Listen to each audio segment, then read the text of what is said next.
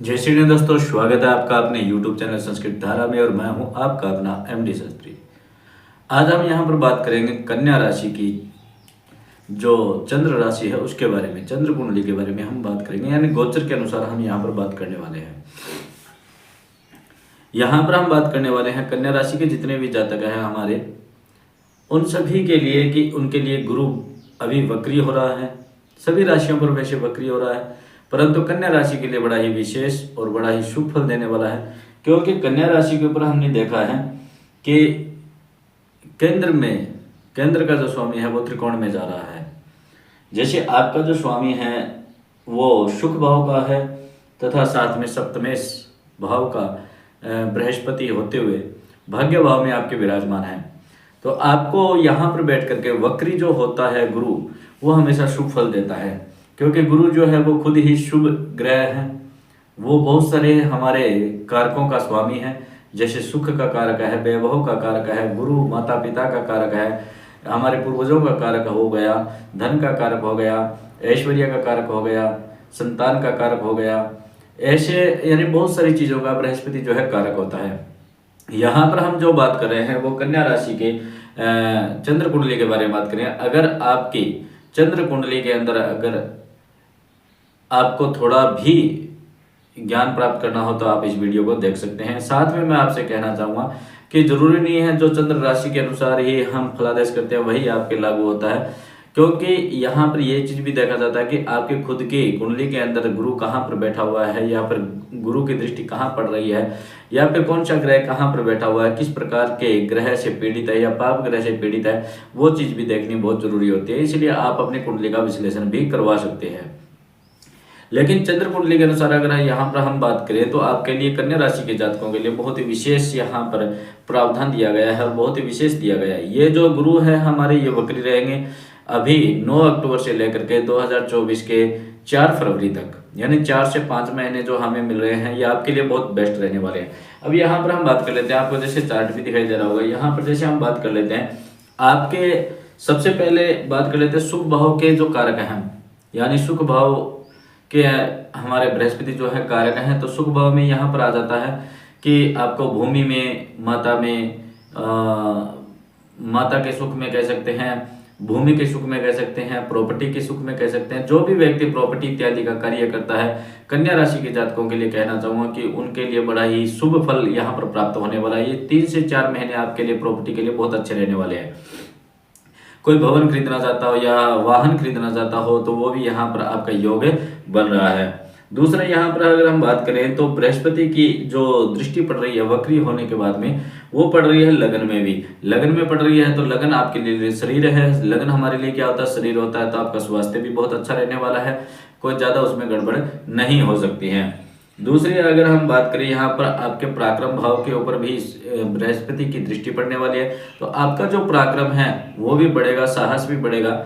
क्योंकि आपने ये चीज देखा होगा कन्या राशि के जातकों में जो भी कार्य करते हैं वो कार्य तो कर लेते हैं, परंतु उनको एक असमंजस रहता है, एक संशय रहता है कि ये हमने सही किया या गलत किया। उस निर्णय के अंदर आपको बहुत ज्यादा लाभ मिलेगा, क्योंकि यहाँ पर आपको किसी प्रकार से सोचने की आवश्यकता नहीं है। अगर आप किसी प्रकार से पार्टनर के साथ में अगर व्यापार करना चाहते हैं या कोई बिजनेस करना चाहते हैं तो भी आप यहाँ पर कर सकते हो, क्योंकि इस समय 4 से 5 महीने के बीच में आपका कोई भी कार्य सफल हो सकता है, आपका बिजनेस भी स्टार्ट हो सकता है।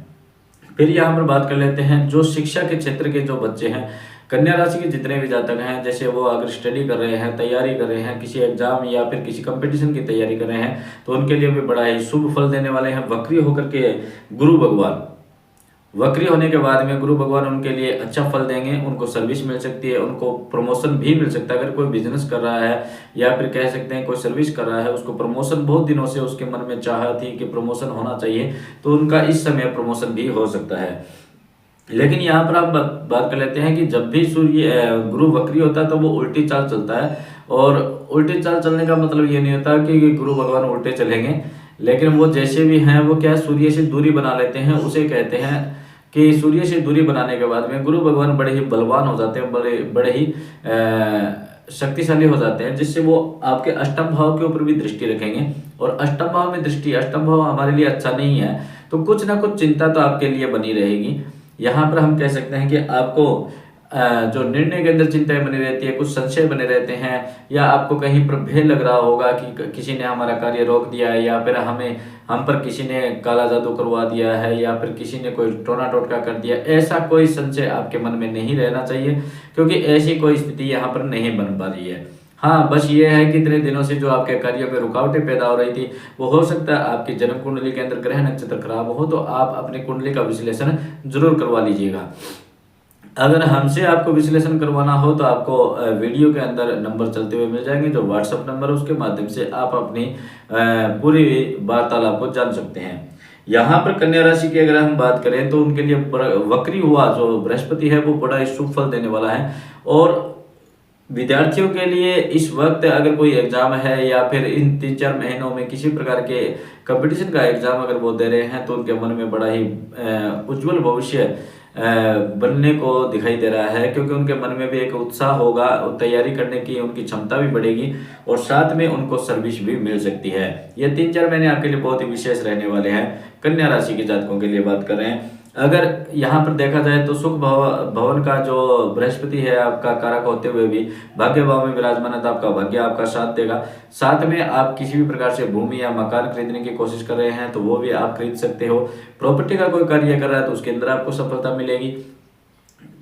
फिर यहाँ पर हम बात कर लेते हैं कि संतान के, अगर कोई भी कन्या जातक है, जो कन्या राशि के जातक हैं, वो अगर अभी नए शादी हुई है उनकी, या फिर कह सकते हैं कि संतान के लिए अगर वो चिंतित है, तो यहाँ पर वो भी योग बन रहा है। 3 से 4 महीनों के बीच के अंदर आपको संतान की योग का भी यहाँ पर आपको फल मिलने वाला है। किसी के संतान नहीं है तो वहाँ पर संतान का योग बन पा रहा है, और इसी के कारण से आपको बड़ी घर के अंदर खुशखबरी मिल सकती है। साथ में आप अपने घर से संबंधित कोई भी नई चीजें खरीद सकते हैं। जैसे आपने बहुत दिनों से सोच रखा है कि हमने ये खरीदना है परंतु नहीं खरीद पा रहे थे, आप ये जो 3 से 4 महीने हैं इनके अंदर आप जरूर अवश्य वो चीज़ों को जरूर खरीद पाएंगे। और मैं ये कहता हूँ कि आपको खरीद भी लेनी चाहिए, क्योंकि यहाँ पर अगर आप चाहोगे सेविंग करना चाहोगे तो सेविंग शायद नहीं हो पाएगा, परंतु आपके पास पैसे आएंगे और आप अपनी जरूरत के अनुसार अपने घर से संबंधित बहुत सारी चीज़ें आप खरीद सकते हैं। और आप अपने माता के मन में भी अपने लिए बड़ा ही विश्वास पैदा कर सकते हैं, क्योंकि आप ऐसा कार्य करेंगे और आप ऐसा माता को गौरवान्वित कर सकते हैं कि जिससे लोग आपकी माता को कहें कि ऐसा पुत्र सबका होना चाहिए, पुत्र या पुत्री सबका होना चाहिए, क्योंकि ऐसा पुत्र या पुत्री मिलना बड़ा ही सौभाग्य की बात होती है। यहाँ पर आपके जो पूर्वज हैं उनके साथ में आपका संबंध भी अच्छा बना रहेगा, जैसे माता पिता है, गुरु है, उनकी भी आप पर कृपा बनी रहेगी। वीडियो को ज़्यादा लंबा नहीं करना चाहता, इसलिए मैं जल्दी आपको बता देता हूँ। और कन्या राशि के जातकों को मैं कहना चाहूँगा वो बृहस्पति भगवान के जप स्टार्ट करें और साथ में हनुमान चालीसा का पाठ भी करें, इससे आपको बहुत ज़्यादा लाभ मिलने वाला है। तो आपके स्वास्थ्य में भी ज़्यादा कोई नुकसान होने वाली बात नहीं है। और यहाँ पर थोड़ा शत्रु का, ऋण का, रोग का आपको टेंशन रह सकता है, परंतु टेंशन लेने की आवश्यकता नहीं है। गुरु भगवान आपके लिए बहुत अच्छा करने वाले हैं। तो आपको अगर वीडियो अच्छी लगी है तो आप लाइक, शेयर और सब्सक्राइब जरूर कीजिएगा। जय श्री गणेश।